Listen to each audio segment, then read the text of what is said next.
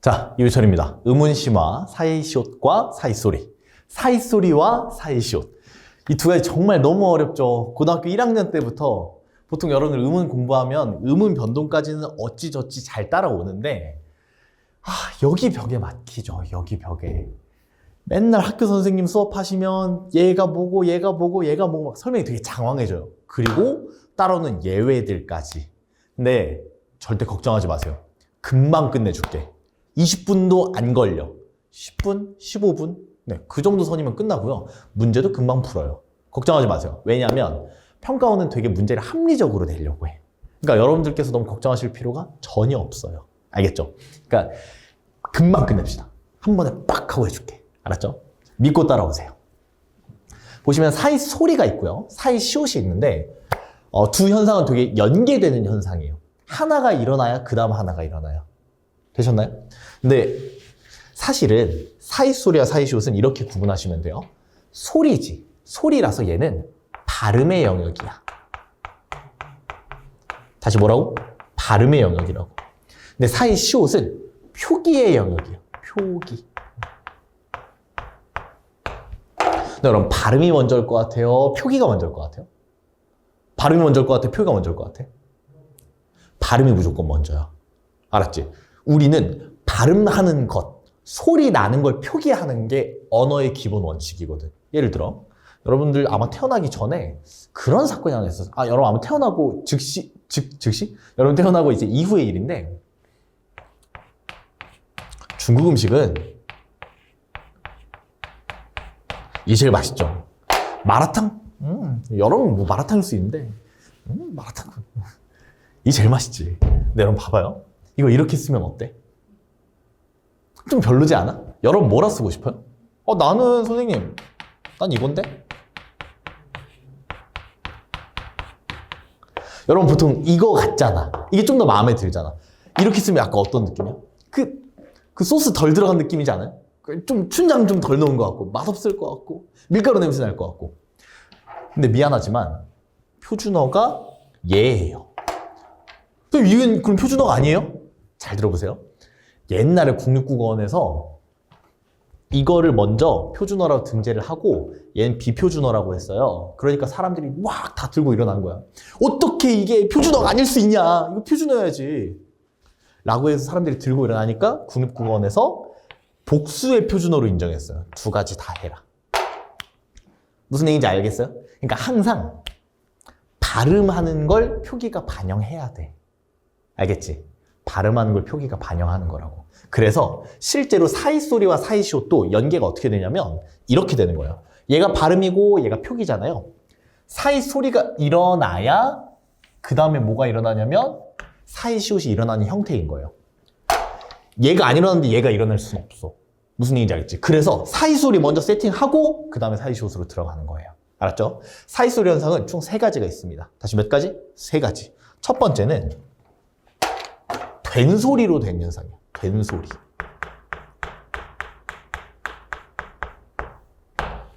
그 다음에 두 번째는 니은이 새로 들어오는 케이스. 세 번째는 니은이 2개 들어오는 케이스입니다. 자, 제가 예시를 하나씩 써드릴게요. 자, 첫 번째. 우리 시내가라고 하잖아요. 시내가? 내가. 근데 여러분 발음 지금 제가 내가라 했어요? 아니면 내가라 했어요? 내가라 했죠? 맞아. 내가 지금 얘를 뭐라고 발음했냐면 내가 이렇게 발음한 거예요. 여기까지 되시죠? 그 다음에 니은이 하나 새로 들어온 케이스가 있어. 다시 뭐라고? 니은이 하나 새로 들어온 케이스.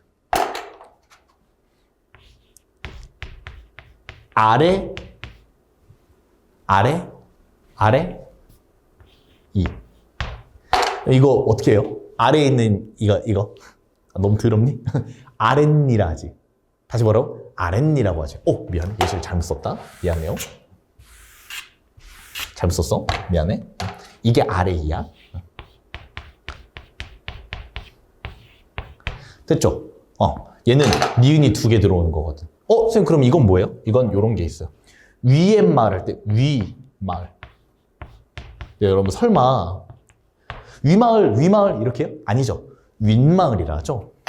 여러분들이 지금 발음할 때 여기는 니은이 하나 새로 들어오고요. 얘는 니은이 하나 새로 추가되고, 그다음에 여기는 아래, 아랫니, 아랫니 이렇게 되죠. 그래서 된소리 되는 거, 니은 붙는 거, 니은 2개 붙는 거, 이게 사이소리 현상들이에요. 이 셋 중에 하나만 일어나도 사이소리라고 해. 셋 다 일어날 필요 없어요. 알았죠? 셋 중에 하나만 일어나도 돼. 다시 뭐라고? 하나만 일어나도 돼요. 근데 그 상태에서 사이소리가 일어나고 나면 사이시옷을 붙이기로 하는 거야.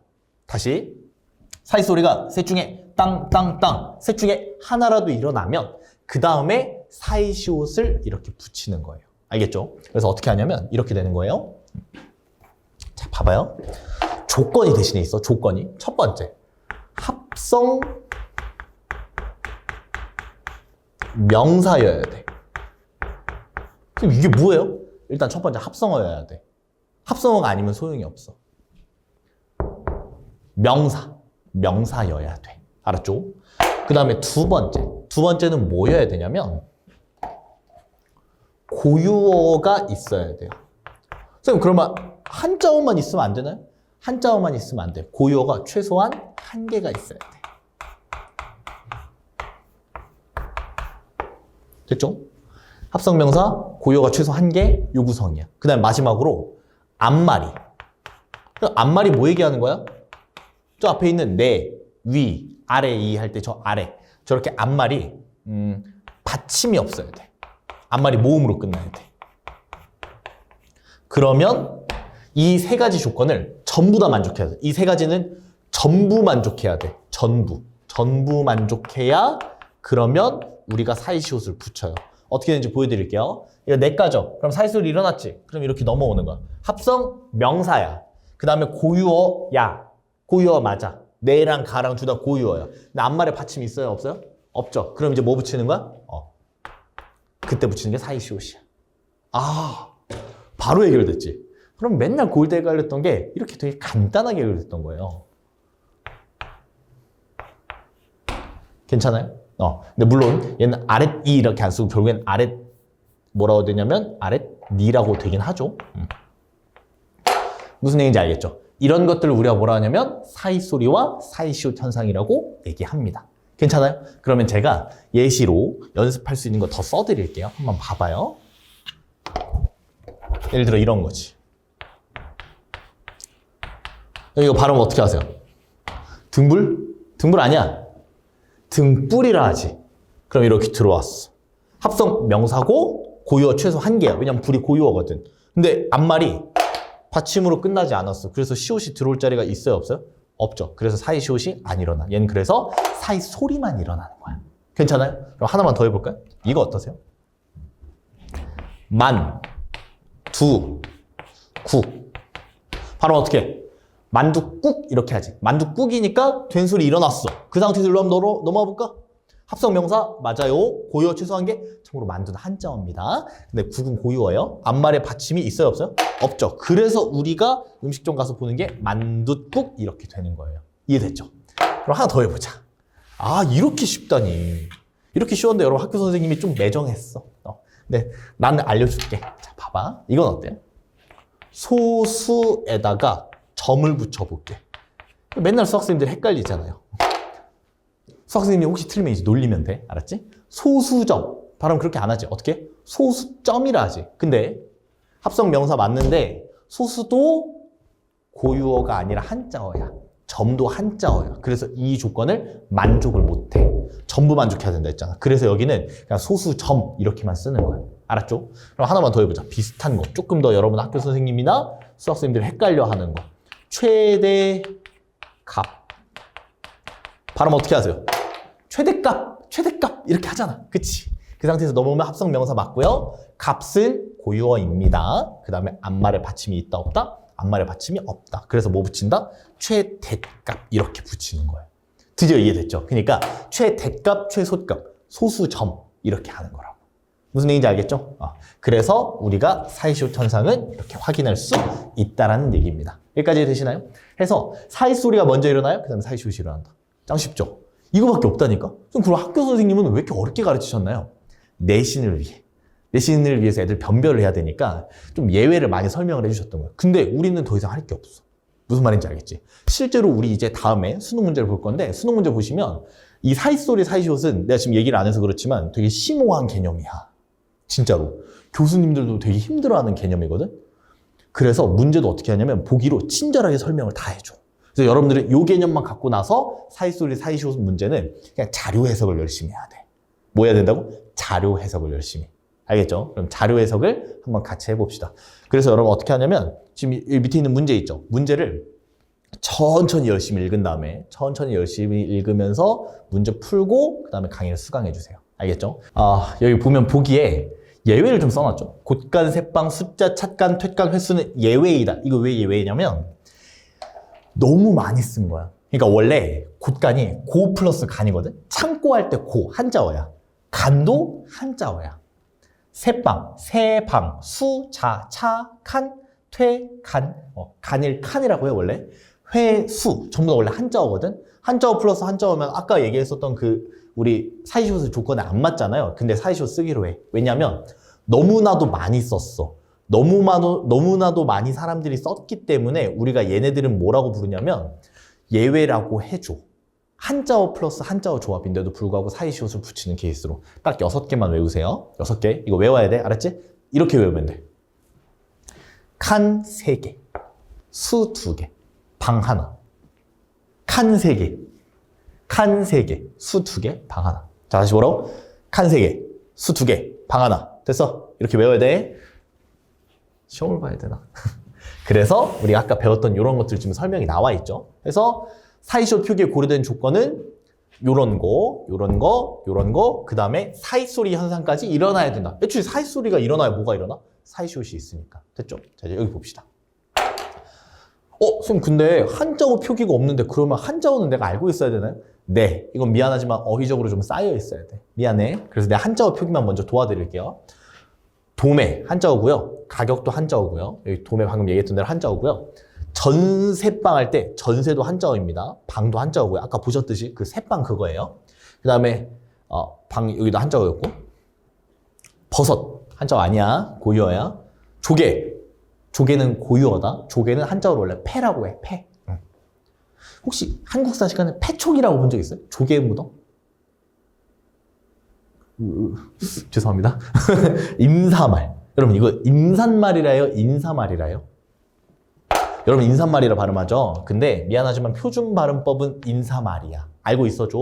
얘는 여러분들의 발음과 지금 실제 표기가 못 따라가고 있는 사례야. 아까 봤던 짜장면 사례처럼. 짜장면은 잘 따라온 건데 인사말, 인사말은 지금 못 따라왔어요. 그래서 표준 발음은 인사말로 합니다. 근데 보면은 인사는 어쨌든 간에 한자어고요.